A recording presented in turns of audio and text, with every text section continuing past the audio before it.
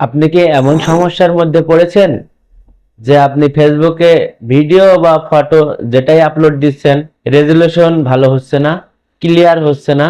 যদি এমন problem face করেন তাহলে ভিডিওটি আপনার জন্য। আমরা প্রথমে আমাদের ফেসবুক অ্যাকাউন্টে চলে যাব।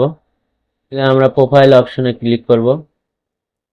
নিচে স্ক্রল করে সেটিং অ্যান্ড প্রাইভেসি সেটিং অপশনে ক্লিক করব। নিচে স্ক্রল করব, মিডিয়া অপশনে ক্লিক করব।